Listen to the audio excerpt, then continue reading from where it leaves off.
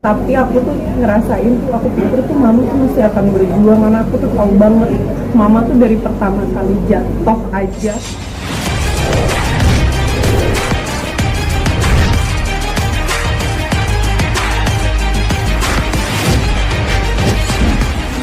Dia nggak bisa dibuhin apa-apa kecuali air orang gitu. Kang Ferry, tadi sebelumnya turut berduka cita atas kepergian ibu.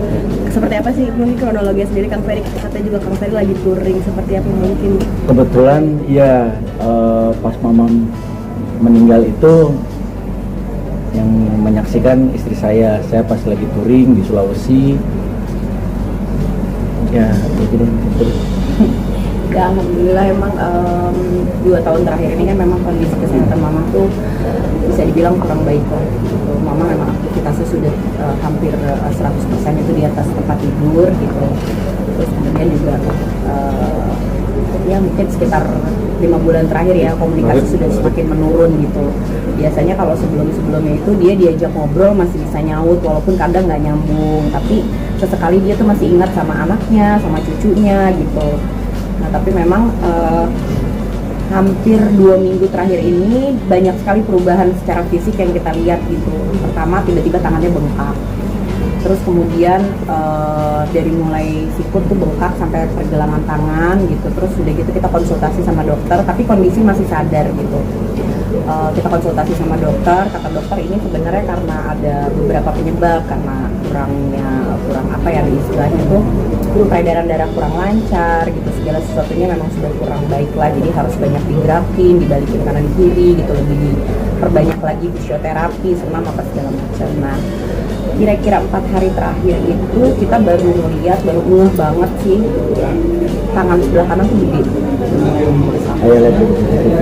Dari CCTV karena memang kebetulan saya nggak di sana kan, mama itu semenjak jatuh dan sakit itu nggak bisa tinggal di sini karena kamar mama tuh di atas, sementara akses untuk dia turun berjemur itu nggak mungkin gitu, kita menempatkan mama di kamar yang lama. Kebetulan dengan besar hati kakaknya Akang yang nomor pertama yang paling besar pengennya mama di rumah dia aja gitu.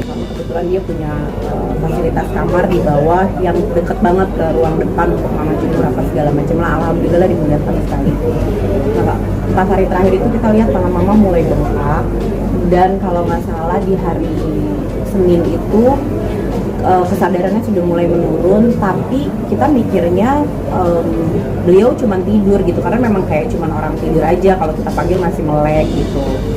Nah mulai terlihat ada perubahan yang sangat signifikan itu di hari Selasa pagi, tiba-tiba dikabarin sama kakaknya Akang yang nomor 1 bahwa kondisi mama tuh sekarang udah dipanggil tuh udah nggak sadar sih sebenarnya, sudah mulai ada suara ngorok. Dan pada saat pagi itu ketika habis subuh mau diseka sama suster, ternyata feses mama tuh sudah keluar sendiri dan berwarna hitam. Jadi memang kita mengindikasi bahwa mama ini sekarang kondisinya gawat gitu. Jadi langsung dilarikan ke IGD, sampai IGD pun ditangani dengan sangat cepat, bahwa kondisi mama ini sekarang dinyatakan kritis. Jadi nggak bisa lama-lama di IGD, harus kita bawa langsung ke ICU. ICU-nya pun yang benar-benar harus dipantau langsung sama dokter profesional dan para suster gitu.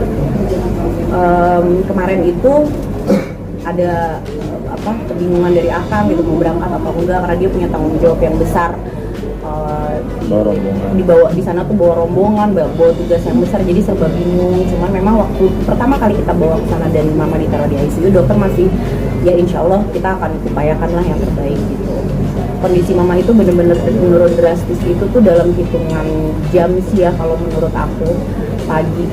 Kemarin pagi itu tiba-tiba suster ngabarin kalau dokter mau nelpon untuk memberitahu bahwa segala macam bentuk peralatan yang dipakai ke mama untuk menopang hidupnya dia itu sebenarnya udah nggak bisa mensupport dia gitu.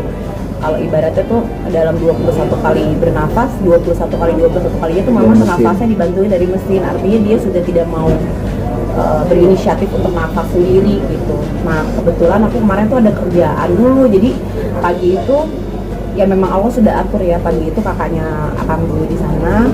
Habis lepas zuhur aku ke sana nungguin, karena memang di ruang ICU tidak bisa difasilitasi untuk kita datang setiap saat, jadi aku tunggu di mobil, karena di ruang ICU pasti kan semua punya punya ini yang sama lah gitu, kejadian yang sama pasti gawat. Jadi di ruang tunggu tuh penuh dengan mereka juga yang lagi nunggu keluarganya atau siapanya di ruang ICU. Jadi aku tunggu di mobil.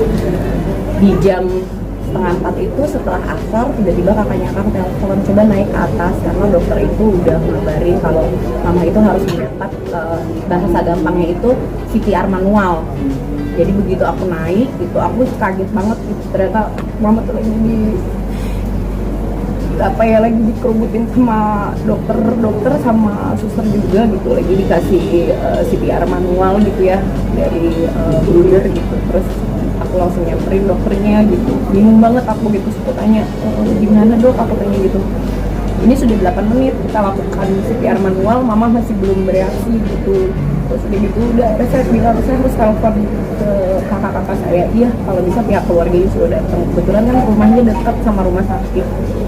Setengah jam kemudian, 20 menit berlalu masih terus dilakukan CPR, tetap nggak ada. Dokternya keluar lagi, dokter bilang saya belum berani menyatakan meninggal, tapi kalau ibu mau nyampein sesuatu silakan masuk gitu. Jadi aku sendiri masuk ke dalam gitu, teman-teman bisa bilang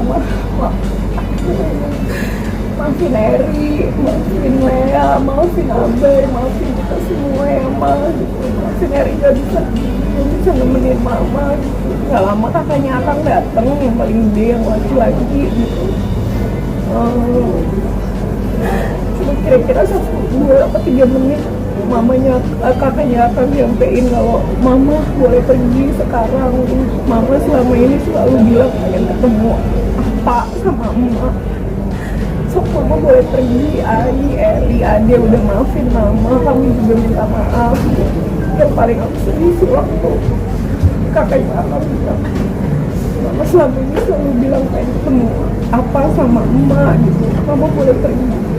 Hanya selang 1 menit setelah itu dokter langsung balik, mama udah gak ada. Jadi dokter menetapkan di 17.13 gitu. Jadi aku pikir aja, oh ya mungkin memang dia udah capek banget gitu, karena selama ini tuh dia kalau sakit tuh bilang mama mau pulang aja gitu. Aku suka bilang enggak, itu halusinasi mama aja gitu, kalau orang udah gak ada tuh gak mungkin datengin kita gitu. Karena dia setiap sakit pasti bilang mama tadi didatengin apa, mama tadi didatengin emak gitu. Kita suka enggak, mama gak boleh ngomong gitu. Cuman ternyata bukan ternyata aja, mungkin ya bener gitu. Kemarin pas Ai bilang oh sok mama udah boleh pergi sekarang, apa sama mama udah nungguin mama, sok mama boleh pergi sekarang, kita udah ikhlas, mama harus pergi yang enak itu. Udah bener-bener langsung detak jantungnya langsung rata, dokter langsung bilang ke kita, kami menetapkan bahwa mama ibu sudah meninggal di waktu 17.13 gitu, jamnya dokter kan. Jadi udah alhamdulillah kita bisa pulang ya ngikut apa ngedampingin mama lah gitu. Dan setelah itu mungkin langsung memberitahu Kang Ferry. Iya, aku tuh sebenarnya dilema mau ngasih tau dia sebenarnya udah ribut mau pulang dari pagi tuh. Kayaknya pulang aja, baru nyampe di sana juga kayaknya pulang aja gitu. Tapi aku tuh ngerasain tuh, aku pikir tuh mama tuh masih akan berjuang, karena aku tuh tahu banget mama tuh dari pertama kali jatuh aja sampai dia dilakukan segala macam tindakan sama dokter tuh nggak sadar gitu. Jadi ketika dia dinyatakan kritis waktu masuk IGD tuh aku kayak sih gitu.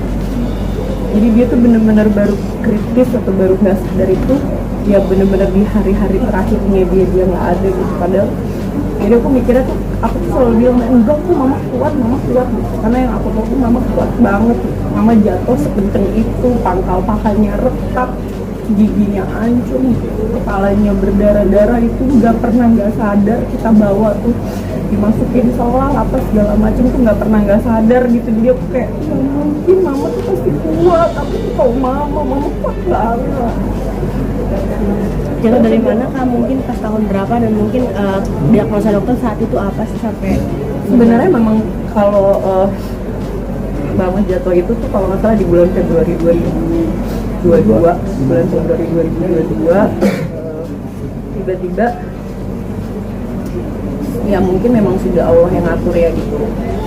Mama jatuh, lagi copot sepatu berdiri, terus karena keseimbangan yang kurang, mengingat umurnya pada saat itu udah 77 tahun gitu. Biasanya dia tuh nyopot sepatu tuh posisinya selalu duduk, karena kita nggak pernah ngizinin dia tuh pergi bolak-balik ke atas naik.